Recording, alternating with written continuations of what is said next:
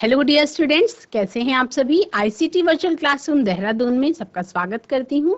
मेरा नाम समता है और बच्चों आप क्लास 6 का चैप्टर नंबर 3 पढ़ रहे हैं, that is fiber to fabric, तंतु से वस्त्र तक। तो हम वही चैप्टर आगे आज कंटिन्यू करेंगे। Let's go to the smart board. बच्चों, जैसा कि कल हम पढ़ रहे थे कि जो तंतु होते हैं वो दो प्रकार के होते हैं।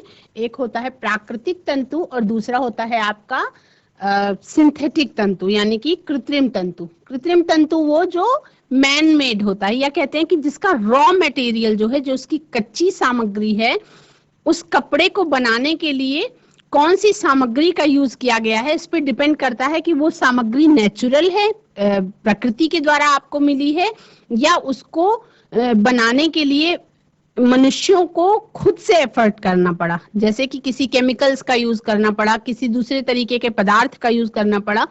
तो वो दो तरीके के तंतु होते हैं, एक प्राकृतिक और एक संश्लिष्ट। ठीक है, उसमें मैंने आपको बताया था कि प्राकृतिक तंतुओं में कॉटन और जूट बहुत कॉमन प्राकृतिक तंतु हैं, और उसके अलावा वूल और सिल्क, ये दोनों भी प्राकृतिक तंतु हैं। और इससे क्या होता है, अलग अलग फैब्रिक बनता है। अब देखिए, 4 प्राकृतिक तंतुओं से 4 अलग तरीके का फैब्रिक बन सकता है। कपास के पौधे से मिलने वाला जो फल है, कपास के गोलक से, उससे क्या मिलता है आपको, रुई मिलती है, और रुई से क्या बनता है आपका, सूती वस्त्र तैयार होते हैं। ठीक है, उसके बाद जूट से मैंने आपको कॉटन के बारे में बताया था कि कॉटन प्लांट की क्या की जाती है, खेती की जाती है, और कॉटन प्लांट से कॉटन को निकाल करके उसको अलग करके कुछ इस प्रक्रिया के द्वारा, कॉम्बिंग के द्वारा, सीड्स को रुई से सेपरेट कर लिया जाता है, अलग कर लिया जाता है, और उसके बाद फिर स्पिनिंग की प्रक्रिया के बाद क्या होता है, उसको तागों के रूप में परिवर्तित करने के बाद फिर उसका सूती कपड़ा बनाया जाता है, और उसके बाद फिर उसको सिल करके फिर तैयार किया जाता है आपका कपड़ा। जो कॉटन की, जब कपास का पौधा फल देता है तो उसके बाद जब वो फल बर्स्ट हो जाता है तो कुछ इस तरीके के खेत दिखाई पड़ते हैं, जहां पे पूरे खेत में क्या लगी हुई है, रुई लगी हुई है। आप साधारण भाषा में कह सकते हैं कि पूरे खेत में क्या लगी हुई है, रुई। तो रुई कैसी होती है, सफेद, और वो एकदम बर्फ की तरह दिखाई पड़ती है। तो ऐसा लगता है कि पूरे खेत में क्या पड़ गई है, बर्फ पड़ गई है। ठीक है, जब उसको फिर कॉटन की फाइबर से यार्न बनाने के लिए या धागा बनाने के लिए कौन सी प्रक्रिया को यूज किया जाता है, स्पिनिंग। उसके लिए पुराने जमाने में 2 मशीनें काम में लाई जाती थी। मशीन जिसको आप कह सकते हैं बहुत साधारण मशीन, एक थी आपकी तकली और दूसरा था आपका चरखा। तकली बहुत साधारण थी और चरखा उससे थोड़ा सा ज्यादा अपडेटेड था। ठीक है, मैंने आपको बताया था जूट के बारे में कि जो जूट का होता है, jute is a fibre that is obtained from the jute plant. किससे मिलता है आपको, जूट का जो तंतु है वो आपको जूट के पौधे से मिलता है। जूट के पौधे को आप क्या कहते हैं, हिंदी में पटसन कहा जाता है। It is soft and shiny. कैसा होता है, बहुत मुलायम होता है और थोड़ी सी चमक लिए हुए होते हैं उनके धागे, and can be spun into threads, और वो तागे के रूप में उसको स्पिन किया जा सकता है। जैसे कॉटन आपको एक पौधे से मिलता है, उसी तरह से पटसन भी आपको एक पौधे से मिलता है। तो पटसन का जो तना होता है उससे ही आपका वो धागे निकाले जाते हैं। जैसे कॉटन का फ्रूट है, बर्स्ट करने के बाद वो आपको रुई देता है, तो पटसन के जो तंतु हैं वो आपको उसके उस पौधे के तने से आपको पटसन के तंतु मिलते हैं। इसकी स्पेशली खेती की जाती है बच्चों, जो कि वेस्ट बंगाल, बिहार और आसाम में की जाती है, जब वहां पे बारिश का मौसम होता है या रेनी सीजन होता है। ठीक है, जब जूट का प्लांट फ्लावरिंग स्टेज में होता है, जब पुष्पन की अवस्था होती है, उस समय पे क्या होता है, उसकी हार्वेस्टिंग की जाती है। उसको कुछ दिनों के लिए पानी में सबमर्ज कर दिया जाता है या भिगा दिया जाता है, और उसके बाद फिर उसका जो तंतु हैं वो धीरे धीरे अलग अलग हो जाते हैं। और उसके बाद उस प्रोसेस को, जिस प्रोसेस से उसका फाइबर लिया जाता है प्लांट से, उस प्रोसेस को क्या कहते हैं बच्चों, उस प्रोसेस को कहते हैं रेटिंग। उस प्रोसेस को क्या कहते हैं, रेटिंग की प्रोसेस कहते हैं। ठीक है, और जब कॉटन से जो लिया जाता था उसको आप क्या कहते थे, स्पिनिंग कहते थे। ठीक, तो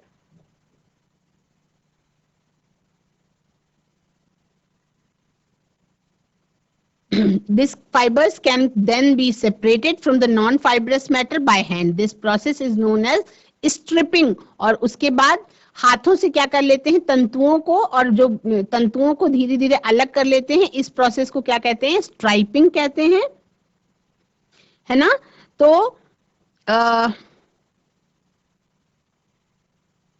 after the fibers are separated they can be spun into yarns. उसके बाद उसका क्या ऐंठ ऐंठ के क्या बनाया जा सकता है, धागा बनाया जा सकता है, तागा. And fabrics can be made from these yarns, यानी तागों से क्या होता है, आपका कपड़ा बनाया जाता है. तो ये पटसन के पौधे का चित्र है. ये लंबे लंबे ऊंचाई में बढ़ते हैं बच्चों, और उसके बाद फिर इसका जब पुष्प इसमें आने लग जाते हैं, उसके बाद इसको काट करके ऐसे पानी में भिगा दिया जाता है, पड़ दिया जाता है, मतलब पड़ा रहता है पानी में. क्या होता है, ये पड़ा रहता है. तो यार्न से ऑब्टेनिंग फैब्रिक्स फ्रॉम यार्न्स. अब यार्न्स बन के अगर कंप्लीट हो गए, तागे कंप्लीट हो गए, तो तागे से आपका वस्त्र कैसे बनता है. Once yarns are obtained from fibers, तंतुओं से जब तागा हमको मिल जाता है, तो they can be used to make fabrics by various methods. अलग अलग बहुत सारे मेथड हैं, और इन मेथड्स की सहायता से तागों से कपड़ा बनाया जा सकता है. Here we will discuss the two most important methods by which fabrics can be obtained from yarns. जिससे आपको तागों से कपड़ा बनाया जाता है, वो कुछ दो मेथड्स कौन से हैं बच्चों. एक तो है आपका वीविंग और दूसरा है आपका निटिंग. दो प्रोसेसेस हैं. एक तो आपका है बच्चों बुनाई और दूसरा है आपका बंधाई. एक प्रकार की स्पेशल बुनाई जिसको आप क्या कहते हैं, बंधाई कहते हैं. वीविंग क्या है, वीविंग क्या है, सब बच्चे पहनते हैं, क्या पहनते हैं, सब बच्चे स्वेटर पहनते हैं, है ना. और सब बच्चे क्या करते हैं, कपड़ा भी पहनते हैं. तो वो process, the process by which two sets of yarns are arranged together to obtain a fabric is known as weaving. The process by which two sets of yarns are arranged together to obtain a fabric is known as weaving. क्या होता है कि वस्त्र जो है वो तागों के दो सेटों को एक साथ व्यवस्थित करके जब उसको सेट कर दिया जाता है, तो उसको क्या कहते हैं, सेटों को आपस में व्यवस्थित करके वस्त्र बनाने की प्रक्रिया क्या कहलाती है, बुनाई कहलाती है. इसके लिए आप एक मान लीजिए दो पट्टियों की कागज की भी आप बुनाई करके प्रैक्टिस कर सकते हैं. एक बार देख सकते हैं कि किस तरह से ये बनता होगा. तागे जो है वो कागज की पट्टियों की तुलना में बहुत पतले होते हैं, और वस्त्रों की बुनाई किस पर की जाती है, हथकरघों पर की जाती है. तो एक तो ये हथकरघा है, ठीक है, जिसे आप हैंडलूम कहते हैं. हैंडलूम मेड कपड़े कैसे होते हैं, बहुत महंगे मिलते हैं. हैंडलूम मेड कपड़े कैसे होते हैं, बहुत महंगे मिलते हैं. और ये है आपका बच्चों पावर लूम. पावर लूम मतलब कि विद्युत प्रचालित करघा, जो आपका बिजली से चलता है, जिसमें मनुष्य को हाथ से करने की जरूरत नहीं होती है, वो आपका पावर लूम कहलाता है, विद्युत चालक. और एक आपका हथकरघा है जो हैंडलूम कहलाता है. तो हैंडलूम क्योंकि उसमें मनुष्य को खुद से बहुत मेहनत करनी होती है ना, तो इसलिए हथकरघा उद्योग अब धीरे धीरे क्या हो रहा है बच्चों, अब धीरे धीरे हथकरघा उद्योग बहुत कम हो गया है. और क्योंकि पावर लूम आ गए चलन में, और हथकरघा उद्योग कम होने के कारण बहुत से हथकरघा में काम करने वाले जो लोग थे वो भी अब धीरे धीरे बेरोजगार होने लग गए, और हैंडलूम के कपड़े बहुत महंगे मिलने लग गए. ठीक है, पहले हैंडलूम ज्यादा हुआ करते थे तो कपड़े जो है सही रेट में मिलते थे. अब हैंडलूम के कपड़े बहुत महंगे मिलने लगे हैं. Weaving is done by using loom. किससे वो बुनाई किससे की जाती है, कपड़ों की लूम से, यानी कि करघों से उसकी बुनाई की जाती है. These looms can either be powered by electricity, या तो वो विद्युत चालक लूम्स होंगे, तो जो विद्युत चालक लूम्स होंगे वो पावर लूम्स कहलाएंगे, या विद्युत प्रचालित लूम कहलाएंगे. जैसे हथकरघा तो विद्युत करघा कहलाएगा. और पावर्ड बाय हैंड, तो जो हाथों से बुनाई होती होगी वो क्या कहलाएंगे, हैंडलूम्स कहलाएंगे. A handloom and a power loom are shown in the given figures। आपने ये डायग्राम में देख पा रहे हैं आप, ये है आपका हैंडलूम और ये है आपका पावर लूम का डायग्राम। तो जो हैंडलूम है उसमें क्या है, जो आपको ये डंडे की जैसी संरचना दिखाई पड़ी, इसी डंडे को ऊपर नीचे खींच खींच करके फिर कपड़ा बनता है। और पावर लूम जो है ये ऑटोमेटिक बिजली से चलता है, ठीक है। इसके बाद सब बच्चे क्या कपड़े में, जाड़े के मौसम में सब बच्चे स्वेटर पहनते हैं। स्वेटर, तो स्वेटर की क्या होती है, निटिंग होती है। एक तो हो गया वीविंग, वीविंग का मतलब बुनाई, ठीक। और दूसरा प्रोसेस आपका है निटिंग। निटिंग को आप बुनाई भी कह सकते हैं या उसको कायदे से कहते हैं निटिंग यानी कि बंधाई, क्योंकि उसमें क्या होती है, धागों की बंधाई होती है, तो उसको क्या कहते हैं, निटिंग। वो कैसे होता है, have you seen anybody knitting a sweater? ये बहुत कॉमन बात है, सबके घर में जो बड़े लोग होते हैं लेडीज, उनको कहीं ना कहीं आपने किसी न किसी को स्वेटर बुनते हुए जरूर देखा होगा। तो स्वेटर कैसे बुनते हैं, if you have then you would know that तो knitting can be done using more than one yarn. जो निटिंग है वो एक से ज्यादा तागों की बनी हुई होती है। The minimum number of yarns required for knitting is 1। कम से कम एक धागा तो निटिंग के लिए चाहिए ही चाहिए। कभी कभी क्या होता है, रंगीन डिजाइनर स्वेटर बनाने के लिए या कई कलरफुल स्वेटर बनाने के लिए अलग अलग बहुत सारे ऊन के गोलों का यूज किया जाता है। जैसे मान लो आपका स्वेटर है लाल, पीला, काला और नीला, 4 रंग से बना हुआ है, तो 4 ऊन के गोलों की जरूरत पड़ेगी जो लाल, पीला, काला और नीला होगा, ठीक है। द मिनिमम नंबर, अच्छा मान लो एक ही कलर का पूरे सफेद रंग का ही स्वेटर बनाना है, तो केवल एक सफेद रंग के धागे की जरूरत होगी। वो धागा क्या होगा, वूल है, ऊन, क्योंकि स्वेटर किस चीज का बनता है, ऊन का ही बनता है। Hence, the process in which fabric can be obtained from only one yarn is called knitting।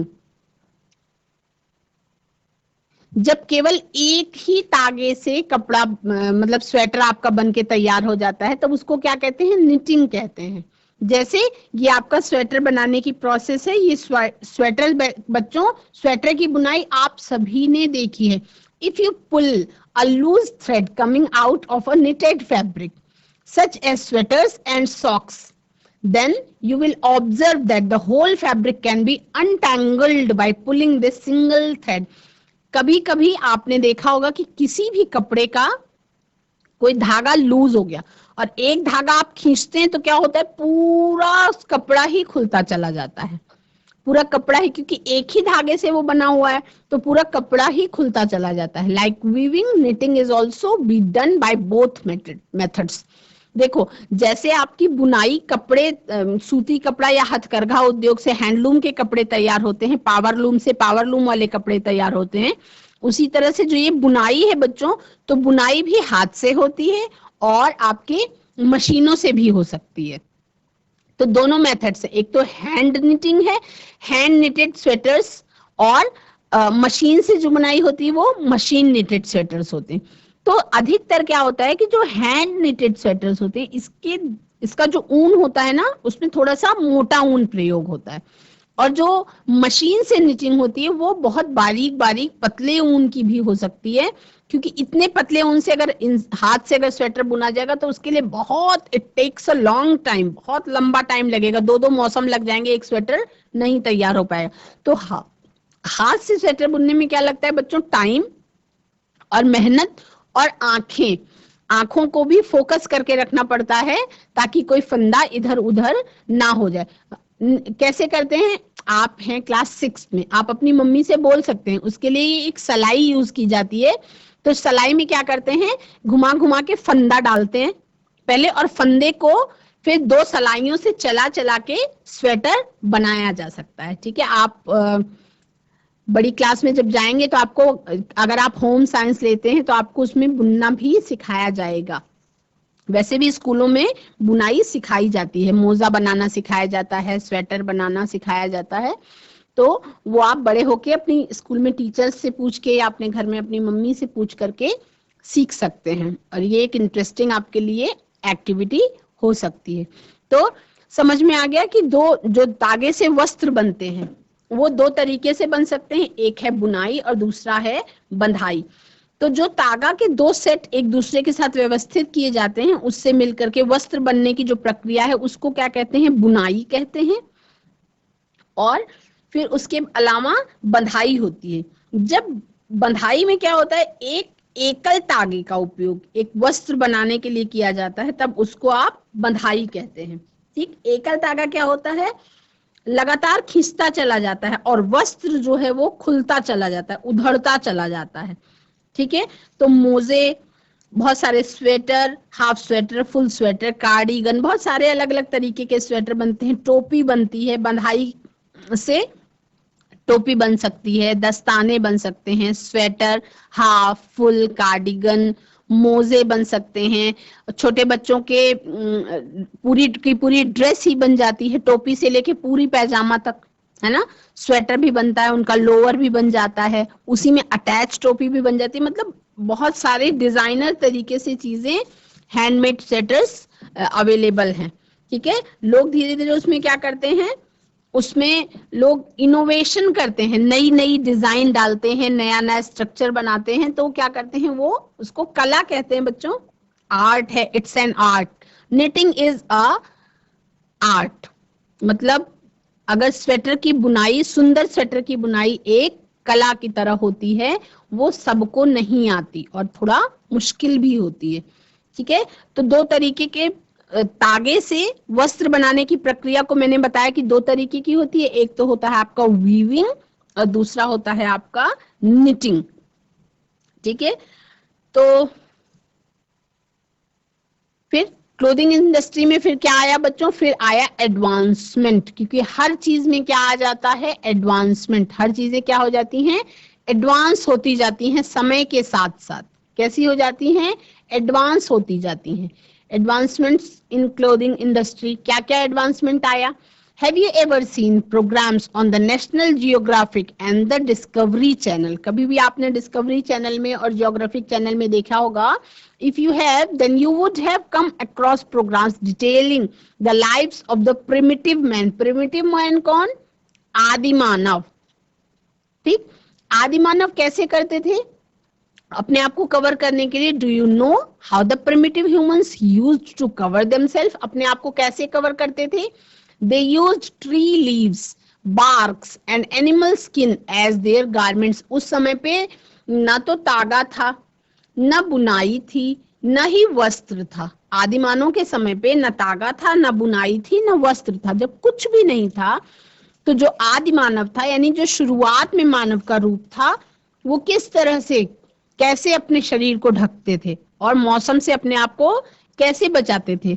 तो क्योंकि मौसम तो तब भी बदलता था, तो कैसे बचाते थे, वो अपने आप को कभी कभी पेड़ की पत्तियों से ढक लेते थे, कभी पेड़ की छालों को अपने आप को ढकने के लिए यूज करते थे, कभी कभी क्या करते थे, शिकार करते थे किसी जानवर का, ठीक है, उसकी खाल को पहन लेते थे, उसकी खाल को पहन लेते थे और उससे भी अपने शरीर को कपड़े के रूप में उसको इस्तेमाल कर डालते थे।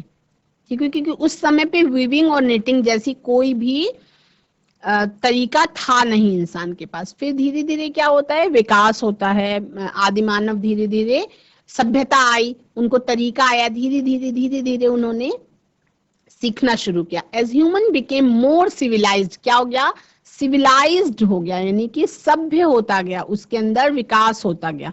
सामाजिक परिभाषा बदली, धीरे धीरे उनको ये, जिस तरह से आज के जमाने में मैनर्स हैं बच्चों, आदि मानव को ऐसा कुछ पता ही नहीं था कि कपड़े पहनने चाहिए, खाना किस तरह से खाना चाहिए, कैसे उठना। अब तो बहुत एडवांस हो गया है ना, लेकिन पहले आदि मानव को क्या था, केवल अपना पेट भरना होता था और जीवन जीने के लिए भी उनको क्या करना होता था, संघर्ष करना होता था। फिर उन्होंने धीरे धीरे क्या किया, क्योंकि भगवान ने इंसान को क्या दिया था, दिमाग दिया था, तो दिमाग का यूज करके उन्होंने धीरे धीरे क्या किया, वीव करना स्टार्ट किया। मेकिंग मैट्स, उन्होंने धीरे धीरे चटाइयां बनानी शुरू की, बास्केट्स बनानी शुरू की।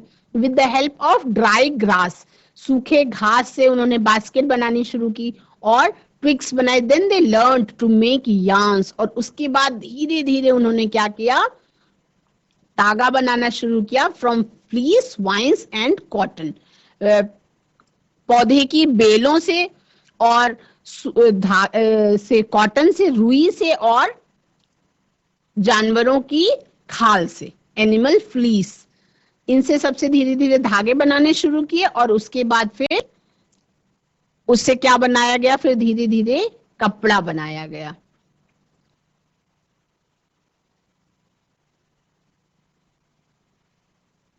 तो इन एंशियंट इंडिया, जो बहुत पुराने प्राचीन भारत में क्या होता था बच्चों, the people use to wear fabrics made up of cotton that was cultivated along the banks of the river Ganga.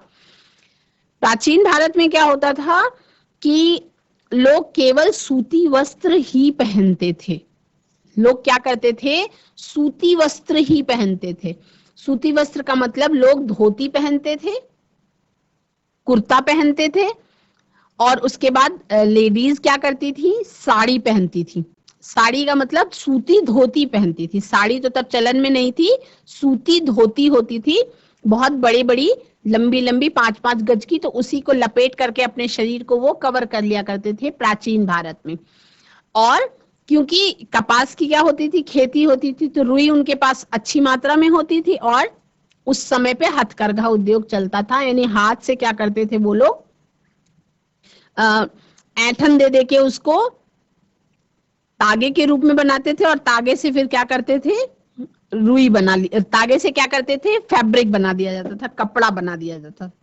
तो फ्लेक्स भी एक पौधा है जिसे प्राकृतिक तंतु प्राप्त होता है। तो आदि मिस्र में, जो मिस्र था, मिस्र देश में के इजिप्ट में, इन एंशियंट इजिप्ट जिसको आप मिस्र कहते हैं, वहां पे फ्लेक्स का भी एक पौधा होता है। फ्लेक्स में भी कॉटन के जैसे नेचुरल फाइबर्स मिलते हैं, लेकिन वो इंडिया में नहीं मिलता, वो इजिप्ट में मिलता है। ठीक है, तो इंडिया जो है वो बच्चों लार्जेस्ट प्रोड्यूसर है कॉटन का।